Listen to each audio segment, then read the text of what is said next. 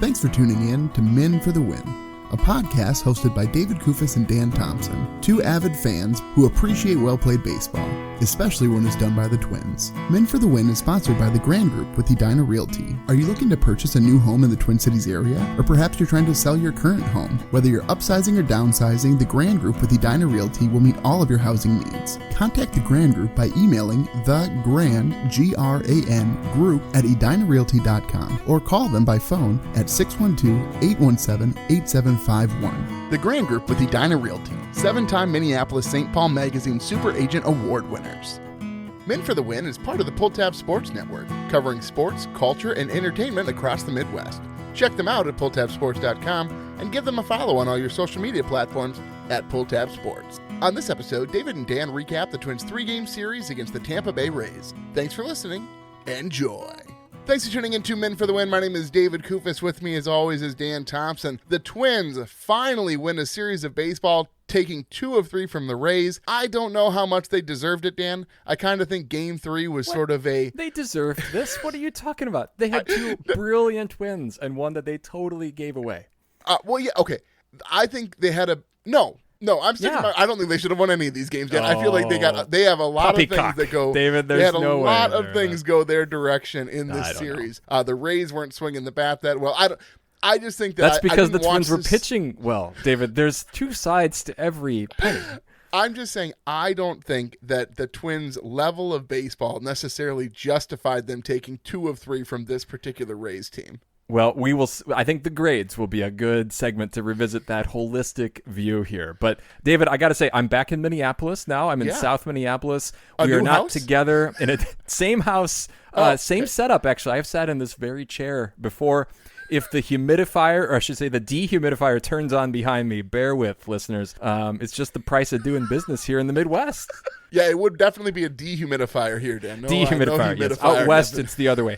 I should bring the moisture with me back to the west. Yes, that would feel very good. So a couple of notes here. They just released the full All-Star Game rosters, including the alternates. The only Twin, Dan, is our guy, Byron Buxton. Yeah, no surprise there. I think actually, especially after Joe Ryan's start went in Game 3, not that he was bad, but he was, I don't know. It just seemed this was going to be the logical choice. If the Twins were better, if you're maybe your records, maybe you got 49 wins like the Rays do, then I think maybe you get a couple guys. Could be. So, folks, I got an interesting text from Dan Thompson, and I would love, Dan, for you to share with the listeners the text that I woke up to a few days ago. I've been known to have the vivid dream from time to time, but you have to write it down right away. I mean, listeners will probably know that feeling, right, where it's fleeting. So this is the text that I wrote, you guys. I said I had a vivid dream about Joe Mauer last night. So he was coming over to attend my son's baseball game, but he didn't look good. His teeth were kind of jagged, like his face was not very handsome. His wife and family had placed a restraining order against him. This all came out in conversation in the dream. And then he started telling me why he was actually in Spokane visiting me. And it was to check out some sites where Soviet satellites had come down and buried themselves in the ground, like a part of a spy network. And I told him I hadn't heard of that. And I was starting in this dream to lose my passionate enjoyment of Joe Mauer's face, right? Like normally I love Joe, but this was giving me pause. I did tell him about the podcast. He said he would love to appear on it. He was like genuinely excited. By that point, I wasn't so sure that I wanted him on the show. And then I woke up, and then I didn't get a chance to follow up with the rest of that dream. I'm not superstitious, but I am a little stitious. I thought there'd be a sounder after all that. Yeah, well, I got a couple. That's pretty good. That's pretty good right there. So, Dan, after you texted me this, it's been a very busy week for me, so I haven't had as much time to reflect on our text threads as I normally do, apparently. Sorry, I had to clap on? The lights went out in our room, so I had to turn them back on. Sorry about that. It's interesting. I think not only is it interesting the number of places you've recorded, but the different levels. Like, in this place, you have to clap to keep the lights on, and, 5 episodes ago, you were in a professional recording studio, Dan. It's a very different world. But what I wanted to say, Dan, is that I've reflected now on this text message, and I do consider myself a little bit of an amateur dream interpreter. And what I really, think, Joseph, I didn't realize how you were. What my interpretation here would be, Dan, is that perhaps you put Joe Mauer on too high of a pedestal, and I think that doesn't even take that much dissection, right? As far as I can't compete with you physically, and you're no match for my brains. I think, Dan, you could give that story to your class, and they could even come away with that as the theme, or that's the moral of that story. That might be. By the way, David, it is really warm in this basement. Don't forget to bring a towel. So if I don't make it, it is hot in the Midwest here, David. It's so sticky. It's very sticky, Dan. Well, with that, let's go ahead and jump into the series recap.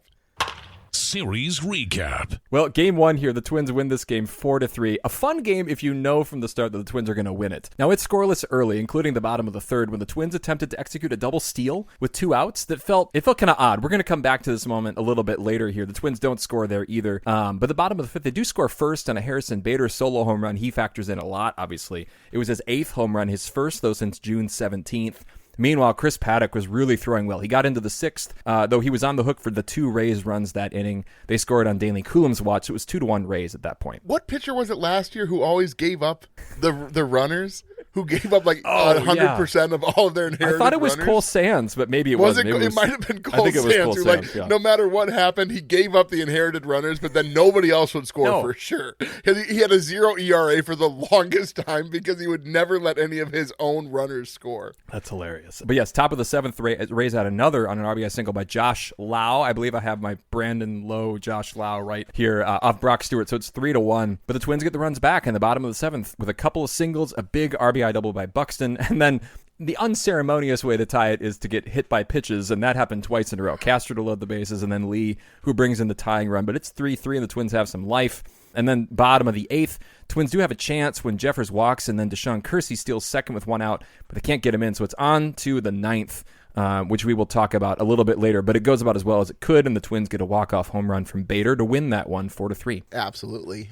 Game 2 then, Dan. Twins come away with this one also in walk-off fashion, 6-5 over the Rays.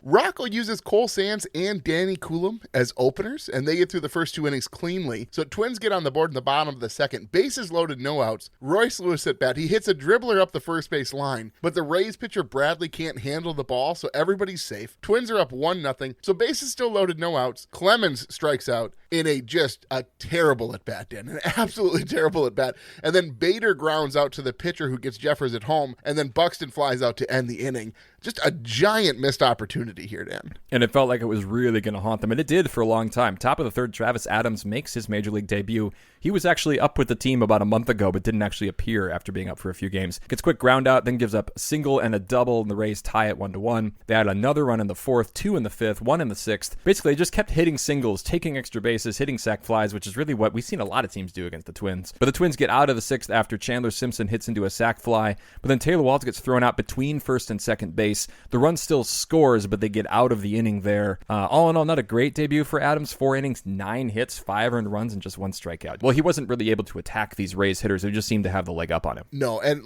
this team right now is desperate for some consistent performances from starting pitching. So it was a little disappointing. I mean, I don't think he came into this start and we're all thinking, oh my goodness, he's going to be the guy to fix the rotation right now. But still, a little bit better showing would have given us all a little bit more hope, I think. Bottom of the 6th, the Twins offense comes alive. Correa singles, Jeffers singles. So you got runners on first and second with 2 outs. Royce Lewis has an RBI single, and this one was real. It wasn't like a dribbler, like it was a solid hit to the outfield. Then, of course, Cody Clemens, looking to redeem his earlier at-bat with the bases loaded, hits a 3-run home run to tie the game 5-5. Dan, we're going to talk more about Cody Clemens a little bit later, but one thing I noticed as I was scrolling my X feed, Roger was pretty quick to post the highlight of this particular at-bat. He didn't post the earlier one with the bases loaded when Cody Clemens swung at 3 pitches that were nowhere near the strike zone. I mean, it's just the problem with getting all your news through social media, right? It only shows you the good stuff, I think. Roger is just feeding into that there. Which I think is how we view Cody Clemens, right? Like, yeah, he's got all these big hits for the team, but he's only got a batting average of 200 and something. I mean, he's low 200s. He's not been that great because he takes at bats like he did earlier, but then he does things like that. Exactly. I think some people might take issue with you saying the social media only shows the good stuff. Well, it shows the stuff to fire you up, I suppose. Yes. In either direction, Dan. They don't care if it's happy or sad as long as you're feeling something, Dan. Bottom of the 7th, the Twins have a chance after Castro walks, a couple quick outs, and then Jeffers singles, so they get runners at the corners. Rocco pinch hits France for Wallner. France K's looking to end the inning. I'm going to talk more about how Rocco handled situations like this a little bit later. Twins don't score there. And then at the top of the 8th and the 9th, Rocco continues to make changes to the way he normally does things. He throws Duran for the 8th and the 9th. We will kind of dissect that a bit more later. But it works. He gets into a jam, but he gets out of it. And then the bottom of the 9th, Twins are able to score here on a wonderful play that I think, had you been sitting in the car with me and my family driving around Northwest Iowa, I think you'd know that I called that, David. No. So in the exact way? Oh, we'll have to get into that. Yeah. Oh, I was very excited in that moment. I wish I had my children here to vouch for me, but I don't. Convenient that they're not there, Dan. Yes. Okay, game 3 here. Twins lose this one 7-4. A much closer game than it appears because this one did go into extras.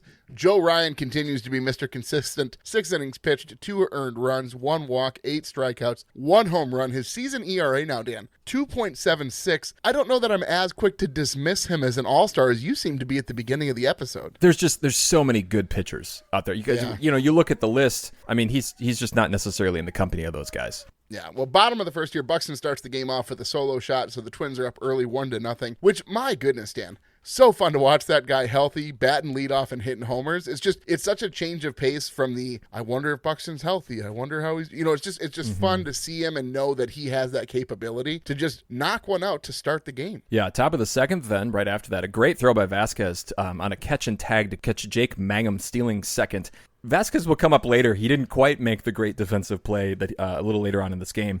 Then the Rays get 1 in the 3rd on a solo shot, then string together a double and a couple singles to score a run and take the lead, and it's 2-1 Rays at that point. Yeah, then bottom of the 6th, the Twins tie the game on a fielding error from Jose Caballero on a sharply hit ball by Brooks Lee. Really interesting play. Trevor Larnach's on second base. He had just hit a double, and he scores from second with a great slide to the outside of the bag. But my goodness, Dan, sending a guy from second on an error on the second baseman, that is bold. Yeah.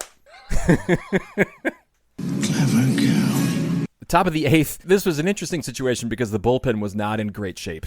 Just kind of how the game 2 had gone and using them a little bit more there with Adams' start. So Griffin Jax enters and doesn't have his best stuff, but then the Rays kind of did the things that the Rays do in scoring runs. It's a couple singles, there's a sack bunted there, a misplay by Jax fielding his position, which is nothing new, of course, and that came up later in this game as well. And just a ridiculous play where Vasquez fields a swinging bunt and then tries to dive back, dare we say, Joe Mauer-like. And get the run. You remember that play against the Yankees? I almost put it in the notes because that's exactly where my mind went. That's pretty good. That's pretty good right there. But to no avail anyway. He doesn't get him. The Rays score a couple times there. Griffin Jax is pretty obviously frustrated at the end of that inning because they didn't really hit the ball hard against him. But they're up 4-2. Then come more heroics though. Bottom of the 8th. Twins tie it when who else but Harrison Bader. He pinch hits for Trevor Larnach. Hits a 2-run shot barely down the line there in your favorite section down the left field bleachers to tie the game at 4. Yeah, it was actually a little surprising to me that they pinch hit Larnach in that scenario because they've let him see a lot of lefties. But here he was. Bader Tots comes to the plate, Dan, and he knew just what to do. Unfortunately, though, then top of the 10th, the fairy tale series comes to an end. I have magic hair that glows when I sing.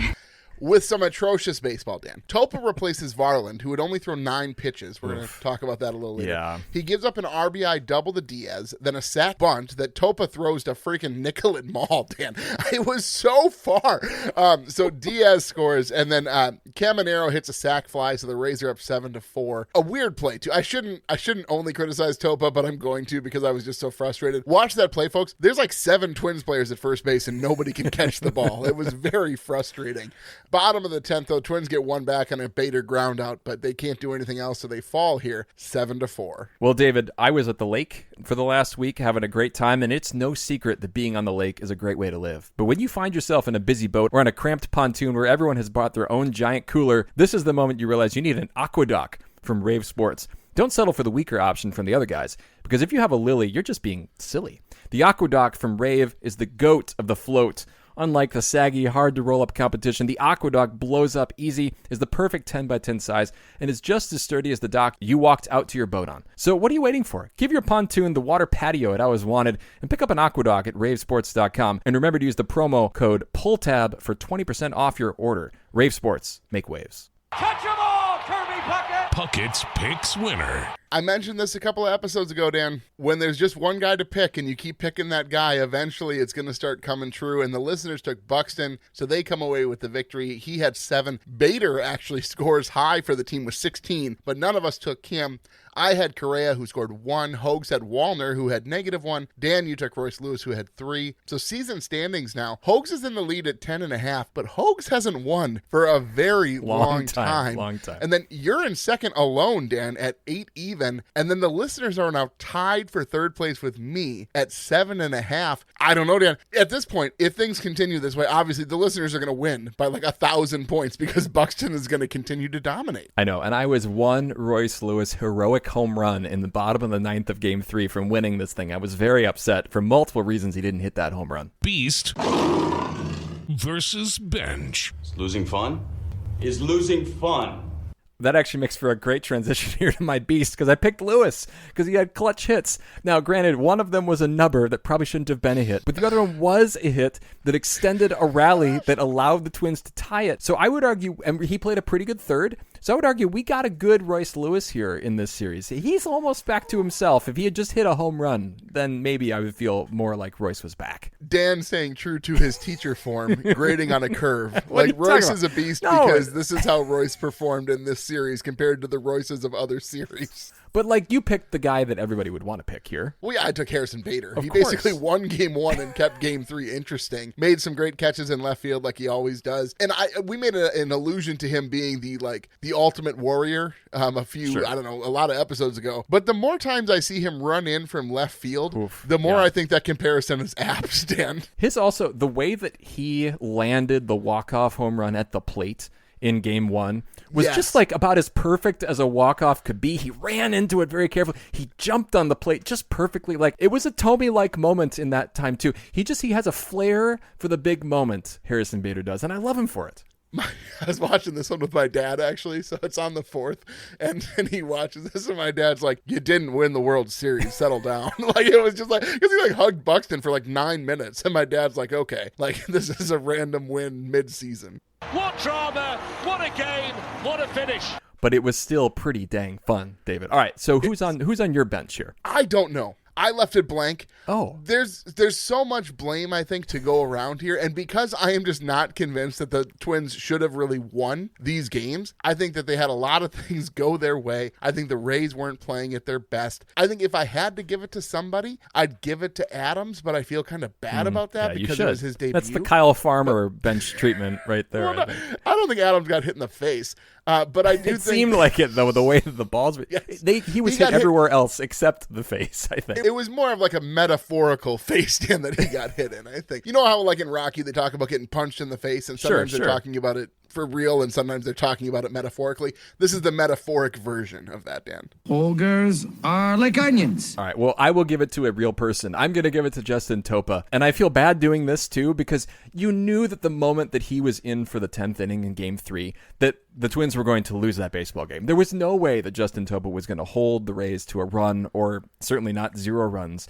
But I also think he's emblematic of the back-end bullpen issues that the Twins have, or I should say the front-end bullpen issues. They couldn't go to Duran because they had, I think, wisely used him for 2 innings in Game 2. But there was just, you may as well have tried a Willie Castro out there at that point. Kind of like that team did against the Saints a couple weeks ago, where they had just taken the lead and then they put a position player out there. That's what the Twins should have done. Yes, definitely. That's actually a really good segue here into Rocco's Rewind. Rocco's Rewind. Why not Varland go 2 well, yeah, in Game 3? 9 pitches, Dan. Oh, dear goodness. You have a chance to win. It's extra innings. It's a tie baseball game. Why are you going to the guy you go to when you're down 4 runs? I do not understand this. 9 pitches, Dan. He only threw 9 pitches. I was so frustrated in that moment when I saw Topa on the mound that I'm like, what is happening right here, Dan? I'll tell you the truth. I'm a little confused by your tactics. I think he was you can't even think he's playing for tomorrow because the Twins have an off day on Monday. That's what I'm saying. That made me more upset, Dan. That made me more upset. Folks, I need you to know that every time you hear this little click sound in the back, it's because Dan has to keep slapping his hands together to get the lights to turn on, and it's just the video is priceless. I hope I can cut like a little montage of you doing. You'd think you were doing, what is that? It's not the YMCA. What's the one where you clap That's your part hands of it. It's one of the letters, I think. Yeah. I think it's the M. Yes. Can't be the other one. Anyway, it might be the A. It's the A, yeah. Okay, it's the A. All right, so I'm going to actually praise Rocco a little bit here because I think that he leaned into the versatility of his bats with pinch hitters, with switch hitters. It really is great when you can put like Willie Castro and Brooks Lee back to back, and to be able to say to the opposing manager, essentially, it doesn't matter what armed pitcher you put up there, lefty or righty, we feel pretty good about you not being able to just burn through these guys. I thought it was wise to pinch hit for Larnach there, given that Bader had been so hot already this series, so I did like that pinch hit call. I like that he's not using Deshaun Kersey Jr. as a pinch hitter, but waiting to bring him in as a runner. Like, sometimes I have forgotten that he was still even on this roster for how little he's been used. So I just thought overall, Rocco seems to have a feel for his lineup right now. It certainly helps that guys are getting healthier and playing better. So I like the way he's managing the lineup. Can I tell you what note I had in this field before he put Topa in extras here? I said that it felt like he was once again managing for his job. Sure. And I don't mean that he's actually managing for his job. Well, we know that he's not because he's got the contract for next year. Yeah. But I'd say he is managing for his job in the way that he's using guys like he really cares to be winning baseball games. Mm-hmm. So now I think he's maybe managing to keep the playoffs as a real possibility. But when he put in Topa, I can't get over it. Unless Varland told him, I can't go out there for the 10th inning, I will never understand that move. All right, let's go on here to the Minnesota moment. Minnesota moment. So I have two, Dan. So if you allow me, please, if I'll you allow indulge. me to, Yeah. Game 1, bottom 3, this double steal with Correa at bat. I can't understand this. You have runners on first and third. Larnach's at first. He's not the fastest guy. You got Castro on third, and he's pretty quick. Correa's at the plate, who we're paying, Dan, an insane amount of money for a guy. Are you telling me? I'm just telling you, go around the league for me right now, Dan. Take the highest paid position player on each team. Set up the same scenario where you have runners on first and third with 2 outs. How many other teams are attempting a double steal with the guy who's supposed to be the guy at the plate? It's none, Dan, none. Yeah, you don't see the Yankees doing it with Judge. You don't see the Guardians doing it with Ramirez. We could go totally down the list. It was a sad moment to see that was. Now it almost worked if Larnach had made a better slide like he did maybe later on in the series. Maybe it works and you do, and then win in the game. But yeah, it was still pretty painful to watch that situation. But I think you wouldn't have been happy with it, I don't think, right? Or I guess you would have been happy that they scored the run, but you also would have been still just sad given the state of things, right? Yeah. Clever girl. But I still would have liked that. It would have come across as, ooh, didn't see that coming. Glad it worked. And it would, I suppose I would have kind of defaulted back to, ooh, I feel bad for Carlos Correa in that moment. I feel bad for the team. I have a moment later. It's a little bit more traditional, but it's the Bader walk-off home run. Game 1, bottom of the 9th. It's the first pitch. It's exactly the kind of walk-off that you want. It was the 4th of July, for goodness sake. I mean, what better moment can you have than a walk-off home run on the 4th of July? Hard to beat, Dan, especially if you'd eaten a hot dog earlier, like I had. Yeah. Nice to see that guy, what's his name, Joey Chestnut. 75 and a half, I think, was that the number? You couldn't quite finish the last one? Too many hot dogs. Yeah. I like a good hot dog, and at the State Fair, you can find me at Peter's, man. I'll be there eating hot dogs, but not 70 of them, Dan, I can tell you. But, okay, my second moment is also a little bit more traditional. It's Game 2, bottom 9. Brooks Lee here, Dan. It's sort of hilarious. So, Buxton walks, Castro singles, so you got runners on first and third. All Brooks Lee has to do is basically get a hit to the outfield because Buxton's on third. He's going to score. But instead, the Twins go with a squeeze play. Brooks Lee lays down a beautiful bunt down the first baseline. Diaz has to decide whether to play it or to hope it goes foul. So he tries to pick it up with his glove, and then he sees it might go foul, so he picks up his glove at the last second. But the bunt stays fair over the first base bag, so the Twins win it on a walk-off Brooks Lee bunt. Just sort of a cool moment, and you don't see it too often, where a guy deciding to let a ball go fair or foul is going to determine the outcome of the game. No, and there was some really good reporting about this moment afterwards. They asked Brooks Lee whether he'd done this before. I believe they said he had not even had a sacrifice bunt, like even during college, which baffled me because when I heard that this was the situation, and there was even some, they were talking to Brooks Lee, the hitting coaches were, and things like that. I thought, they're surely telling him to lay down a bunt here because I assumed that Brooks Lee could lay down a great bunt. I was stunned that he had never done that before. And that was a perfect moment, especially because we saw them do it. Was it last series where they were able to lay one down too? So I like that they're bringing this back. Well, and Brooks Lee even said in his post-game interview that it's just West Coast baseball. And he called his father out. He called Larry Lee. That's the way he does things. He goes, I've laid down thousands of bunts in my life, and it's funny to me. First of all, the way Brooks Lee talks, Dan, is the way that my kids talk when they've had too much sugar. Or an adult has talked who has too many illegal substances. Oh, sure. It's very gosh, I'm happy. It's just. Wouldn't you be happy if you're Brooks Lee here, right? You're living the best life right now. You're playing Major League Baseball.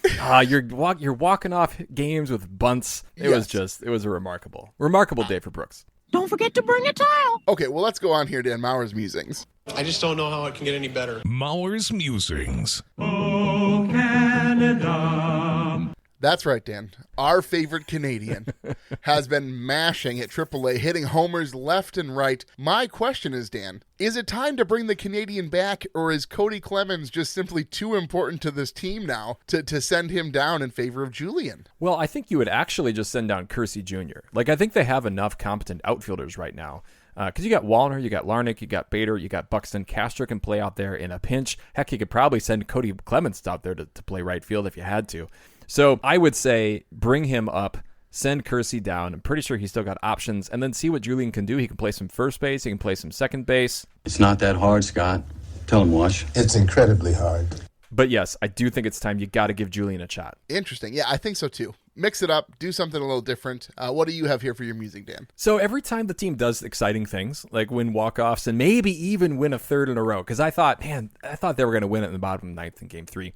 Is this team good again, David? Should we be excited? No, I don't even want to spend time entertaining this question. How do you think that they're not good again? We need a much bigger sample size. The entire episode I've been talking about how I don't think they deserved most of the wins. I know. I thought maybe I'd talked you into it. By mid episode. I don't even want to talk more about this, because let's go to the series grades, because that makes this conversation make way less sense. Series grades. I'm going to give him a B. I wanted to give him a lower grade, but I think it's just the poor taste in my mouth with the way the Game 3 ended. But I also don't think they played that well in Games 1 and 2. What grade did you give the team, Dan? All right. So momentum, I gave them a +1 on the pendulum scale, because I thought that this was exciting. It showed they could beat a good team. The Rays are a good baseball team. Decision making, I thought overall +1. That we talked about the pinch hitting. We talked about the lineup construction. We talked about maybe the one thing would be the management of the bullpen at the end of Game 3. But the stars played well. Buxton played well. Ryan played well. Duran played well. Castro was a key member. The mids, I gave them a 0 because I thought they were just kind of like normal. Sorry, I get the clap again. And then the youth, I gave a 0 as well, because I thought, they got something out of Lee, but there were other guys, who didn't necessarily step up too much. Wallner didn't really. So that comes out to, I believe, a 19 out of 25, which by the rubric is a lower grade than you. It's a C, I believe. So I don't understand how you can be asking the question if this team is good again, and then you give them a C after you talk about how great this series was and they beat a good team, and then you're like, oh, but I'm going to give them a C. No, because sometimes when so I understand. Sometimes my students are not as happy with a C, right? But it's progress from where they were before. I think the last series I gave them an F. It's been a lot of Fs lately, but a C shows that you can do it. That's what it stands for. You're just not quite there yet. You know what else C stands for, Dan? Cub Foods. And this summer here, it's prime grilling season. A time to gather the neighbors for a good old backyard barbecue. Lucky for you, Cub Foods is your one-stop shop for all your grocery needs. With everyday fresh products and a wide selection, you'll be in great shape to host the next grill out with all your backyard essentials. Grab your fresh produce, deli meats, party trays, and bakery all in one stop. With over 100 locations in Minnesota, check out your local Cub on your next shopping trip for all of your summertime essentials. I don't know, Jack. It looked like Herbeck pulled him off the bag. Herbie's headlines. So a couple of quick notes. First of all, Minnesota native Michael Busch on the 4th of July for the Chicago Cubs hits 3 home runs, Dan. And you got to cheer for a guy. First of all, he's playing for the National League, so you can cheer for him pretty much with impunity. And 3 home runs from Minnesota. I love it, Dan. Where was this guy? He was drafted late first round. I don't know why the Twins, for sentimental reasons, didn't take him earlier. Surely they had a better pick than 31st.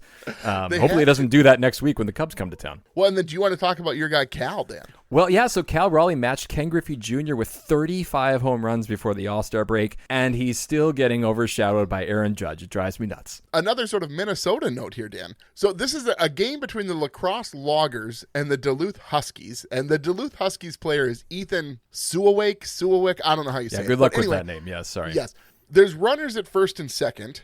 okay? There's no outs. And Ethan is running between second and third, and there's a grounder hit to the shortstop. It's going to be a double play, almost certainly, right? Ethan just stops and fields it, Dan, and then throws it to the pitcher. So he makes sure that the double play doesn't take place, and he just gets himself called out for interference, which I don't know how often that can happen. And to be honest, I didn't do the legwork to figure out if guys can do this or not. But I think they can if the rules are, you're out if you get hit with the live ball, which is accurate here when a ball comes off the bat in the majors. But I'm surprised we haven't seen this more often if this is legal at the major league level. This should be like a Savannah Bananas rule. Where you can field the ball and maybe get an out and get an opponent out or something like that instead. Like there should be a way that this can be. But that's hilarious. Can you imagine if you make an out while you're on the base pass, it counts as an out against the team in the future inning? That's crazy, Dan. I love that. Wouldn't that be so fun? So again, you watch baseball long enough and you see new things happen every day at so many levels. That's really, really cool. Last note, just the All-Star full rosters have been revealed. You guys can go check them out. I don't know how much I care, Dan. I say this every year. The All-Star game, it's a cool honor, I suppose, but I am more likely to watch the MLB All-Star game, certainly, than like the NFL, whatever.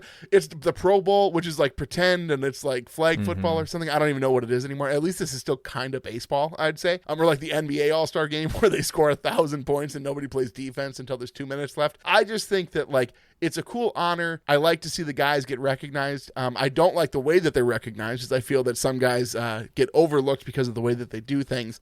But I don't really care to get into any of these, Dan, unless there's anything of note that you feel is glaring. I'm just surprised you don't want to talk about how Pete Alonso is an all-star, David. I mean, he's a reserve. It was a little frustrating. I understand. I don't try and hold on to that love as much as your love for Judd. All rise for Dan's Judge love. Not a ton of former Twins on here, at least, but Brent Rooker is.